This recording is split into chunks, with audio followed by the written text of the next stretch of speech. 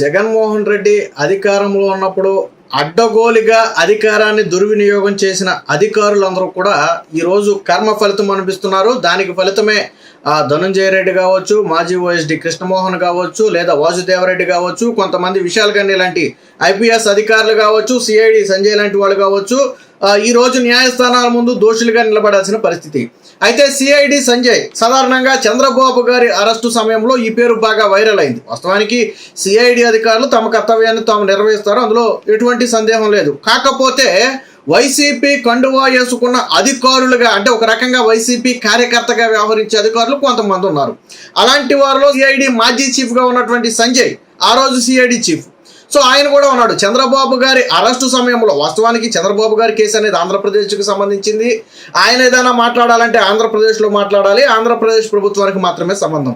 కానీ జగన్మోహన్ రెడ్డి అండ చూసుకుని చెలరేగిపోయినటువంటి ఈ సిఐడి సంజయ్ ఏం చేశాడో మనం అందరం చూసాం. ఏం చేశాడు?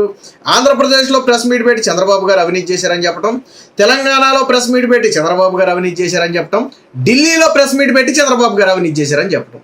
కేసు ఎక్కడదే? ఆంధ్రాది. ఆయన ఏదన్నా ఒక అధికారిగా మాట్లాడాలి అనుకుంటే ఆంధ్రాలో మాట్లాడాలి. తెలంగాణ వెళ్ళి ఎందుకు ప్రెస్ మీట్ పెట్టారంటే పక్క రాష్ట్రంలో చంద్రబాబు గారి ఇమేజ్ డ్యామేజ్ చేయాలి. ఢిల్లీ వెళ్ళి ఎందుకు ప్రెస్ మీట్ పెట్టారంటే జాతీయ స్థాయిలో చంద్రబాబు గారి ఇమేజ్ని డ్యామేజ్ చేయాలి.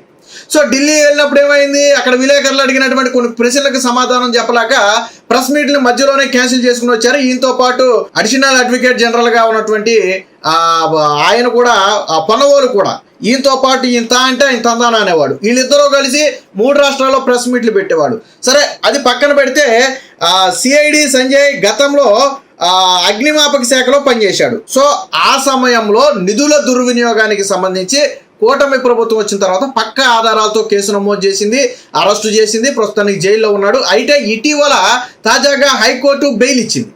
సో హైకోర్టు బెయిల్ ఇచ్చేటప్పుడు దాదాపు ఏదో 49 పేజీల ఆ వివరణ కూడా రాయటంతో ఇదేదో బెయిల్ ఇచ్చినట్లేదు, ఏకంగా కేసు ట్రయల్ నడిపినట్టుందని చెప్పి భావించారు. దాన్ని సుప్రీంకోర్టులో కూడా రాష్ట్ర ప్రభుత్వం సవాల్ చేసింది. సో ఈయన మీద తీవ్ర అభియోగాలు ఉన్నాయి, ఇంకా కేసు విచారణ కొనసాగుతూనే ఉంది, ఈ సమయంలో బెయిల్ ఇవ్వద్దు అని చెప్పి హైకోర్టు ఇచ్చినటువంటి బెయిల్ పిటిషన్ సవాల్ చేస్తూ సుప్రీంకోర్టుకి వెళ్తే సుప్రీంకోర్టు హైకోర్టు ఇచ్చినటువంటి బెయిల్ ఏదైతే ఉందో దాన్ని రద్దు చేసి 3 వారాల్లో లొంగిపోవాలని చెప్పి ఆదేశాలు కూడా జారీ చేసింది. దాంతోపాటు హైకోర్టు ఇచ్చినటువంటి తీర్పు మీద కూడా ఆశ్చర్యం వ్యక్తం చేసింది. ఇదేమీ సాధారణంగా ప్రాథమికంగా బెయిల్ మంజూరు కోసం చేసిన విచారణలా లేదు, ఏకంగా కేసు ట్రయల్ మొత్తం కూడా నడిపినట్టుగా ఉంది. 49 పేజీల తీర్పు బెయిల్ పిటిషన్ అని చెప్పి సుప్రీంకోర్టు న్యాయమూర్తులు కూడా ఆశ్చర్యం వ్యక్తం చేశారు. ఆ తర్వాత పూర్తిగా దాన్ని రద్దు చేసేసి తిరిగి మళ్ళీ అక్కడే విచారణ చేయాలని చెప్పడంతో పాటు సిఐడి సంజయ్ ప్రస్తుతానికి బెయిల్ మీద వచ్చేసాడు కదా బయటికి. సో ఆయన్ని కస్టడీ తీసుకోవడానికి ఏసీబీకి పిటిషన్ వేయడానికి కూడా సుప్రీంకోర్టు అవకాశం కల్పించింది. దీంతో ఒక్కసారిగా వైసీపీలో ఉలిక్కిపాటు. సాధారణంగా అంటే వైసీపీ కార్యకర్తలు కానివ్వండి, వైసీపీ నాయకులు కానీ ఎలా ఉంటారంటే, హైకోర్టులో బెయిల్ వచ్చినప్పుడు ఏమన్నారు అంటే, న్యాయస్థానం ముందు మేము గెలిచేసాం, న్యాయస్థానం మా వైపే ఉంది, న్యాయం మా వైపే నిలబడింది, బెయిల్ వచ్చేసింది అన్నారు. బెయిల్కే న్యాయం అని చెప్పి మాట్లాడారు. ఇప్పుడు సుప్రీంకోర్టులో ఎదురొచ్చేటప్పటికి చంద్రబాబు నాయుడు కక్ష, కూటమి ప్రభుత్వం కక్ష అని చెప్పి తిరిగి చంద్రబాబు నాయుడు గారు ఆయన సుప్రీంకోర్టును మేనేజ్ చేశారా? చంద్రబాబు గారు ఏమన్నా సుప్రీంకోర్టుకి వెళ్ళి ఈయనకి ఇవ్వద్దని ఆయన ఏమని చెప్పాడా? రాష్ట్ర ప్రభుత్వం తరఫున ఒక కేసు వెళ్ళింది, ఓకే. హైకోర్టు ఇచ్చిన తీర్పును సుప్రీంకోర్టు తప్పు పట్టింది. దాంట్లో ఏముంది? సాధారణంగా కింది స్థాయి కోర్టులు ఏదన్నా కొంచెం తీర్పులు తప్పిస్తే పై కోర్టులు కలగజేసుకుంటే వాటి గురించి మాట్లాడితే ఇదంతా సర్వసాధారణంగా జరిగేదే. నాకు అర్థం కాని విషయం ఏంటంటే, హైకోర్టులో వాళ్ళకు అనుకూలంగా వచ్చినప్పుడు జబ్బలు జరుచుకున్నారు, విజయం సాధించేసామన్నారు, న్యాయం గెలిచిందన్నారు, ఏదో సత్యమేవ జయితే అన్నారు, అన్నీ బాగానే ఉన్నాయి. కానీ సుప్రీంకోర్టులో కొట్టేస్తే అదిగో చంద్రబాబు నాయుడు కక్ష, అదిగో కూటమి ప్రభుత్వం కక్ష. ఇదేంటో నాకు అర్థం కావట్లా. అంటే సుప్రీంకోర్టును విమర్శించలేక చంద్రబాబు గారిని విమర్శించడం, ఇదెక్కడ దిక్కుమాల లాజిక్? పైగా సుప్రీంకోర్టు కొన్ని డౌట్లు లేవనెత్తింది. పోనీ ఆ డౌట్లకి వైసీపీ నాయకులైనా సమాధానం చెప్పొచ్చు. ఎందుకు బెయిల్ రాలేదు అనటానికి ఆ వైసీపీ నాయకులైనా సమాధానం చెప్పొచ్చు. ఇక్కడ ఏమని చెప్పిందో చూడండి. మొత్తంగా అసలు విషయం ఏంటంటే, గతంలో అవగాహన సదస్సుల పేరుతో పలు ప్రాంతాల్లో కొన్ని కార్యక్రమాలు నిర్వహించారు. ఆ కార్యక్రమాలకి ఇంత బిల్లులు అయినాయి అని చెప్పి బిల్లులు వసూలు చేశారు. సో అసలు కేసు అది. ఆ రూపంలో ప్రభుత్వం నుంచి బిల్లులు ఇన్వాయిస్లు పెట్టి ప్రభుత్వం నుంచి డబ్బులు వసూలు చేశారు, కానీ వాస్తవానికి ఖర్చు పెట్టలా. ఆ సదస్సులు కూడా పూర్తి స్థాయిలో జరగల. ఏమని ఇక్కడ కోర్టు ఏమని అడిగిందో చూడండి. ఒక స్పష్టమైన కోర్టు ఒక మాట అడిగింది. విశాఖపట్నంలో 350 మంది హాజరయ్యారు, రాజమండ్రిలో కూడా 350 మంది హాజరయ్యారు.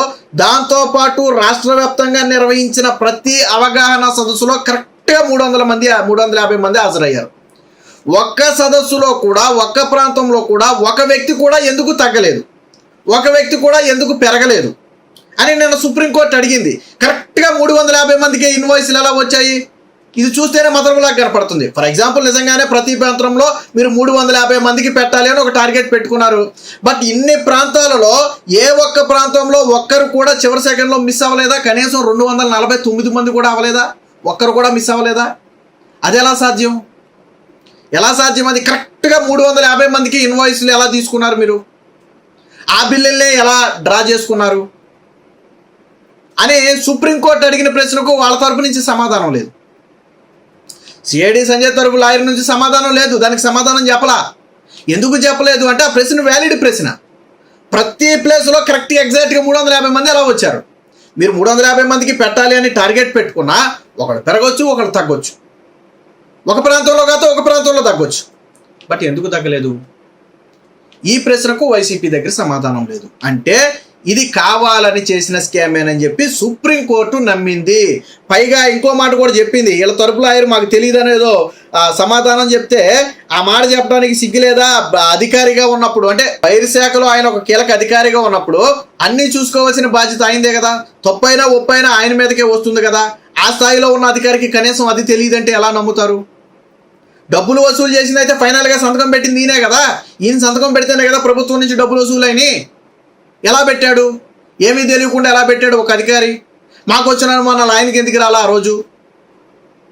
సో కాబట్టి నమ్మశక్యంగా లేదు అని చెబుతూనే 3 వారాల్లో లొంగిపోవాలని చెప్పి డెడ్ లైన్ కూడా విధించింది. ఇదే సమయంలో ఆ ఏసీబీకి ఒక అవకాశం కూడా ఇచ్చింది. ఆయన్ని కస్టడీకి తీసుకోవడానికి పిటిషన్ వేయడానికి అనుమతించాలని చెప్పి అధికారులు రాష్ట్ర ప్రభుత్వం తరపున కోరితే, ఎస్ యూ కెన్ ప్రొసీడ్ అని చెప్పి వాళ్ళు కస్టడీ కోరుతూ పిటిషన్ కూడా వేసుకోవచ్చు అని చెప్పి వాళ్ళకి ఆ రైట్స్ కూడా ఇచ్చింది. సరే, కస్టడీకి ఇస్తారా లేదా అనేది తర్వాత సంగతి, సిఐడి సంజయ్ లొంగుతాడా లేదా అనేది తర్వాత సంగతి. బట్ సుప్రీంకోర్టు కూడా ఇందులో స్కామ్ జరిగిందనే ఒక భావనలో ఉంది, లేదా వీళ్ళు చెప్పేవి అబద్ధం అనే భావన సుప్రీంకోర్టులో కూడా కలిగింది. బట్ హైకోర్టులో మాత్రం 49 పేజీల తీర్పుతో ఆయనకి బెయిల్ లభించింది. దాని మీద సుప్రీంకోర్టు కూడా ఆశ్చర్యం వ్యక్తం చేసింది. ఇదేదో ఏకంగా కేసు ట్రయల్ మొత్తం నడిపేసి కేసు క్లోజ్ చేసినట్టుగా ఆ స్థాయిలో ఉందని చెప్పి సుప్రీంకోర్టు కూడా ఆశ్చర్యం వ్యక్తం చేసింది. ఆ రోజు బెయిల్ వచ్చినప్పుడు వైసీపీ సంబరాలు చేసుకుంది. ఈ రోజు సుప్రీంకోర్టులో ఎదురు దెబ్బ తగిలి 3 వారాల్లో లొంగిపోవాలని డెడ్ లైన్ విధిస్తే ఇప్పుడు మాత్రం కూటమి ప్రభుత్వం కక్ష. అయినా నాకు అర్థం కాని విషయం ఏంటంటే, ఒక ప్రభుత్వ అధికారి అరెస్ట్ అయితే జగన్మోహన్ రెడ్డికి వచ్చింది నొప్పింది. జగన్మోహన్ రెడ్డి పాత్ర లేదు అనుకుందాం, ఆయన అనేది అదే కదా. జగన్మోహన్ రెడ్డికి సంబంధం లేదు అనుకుందాం.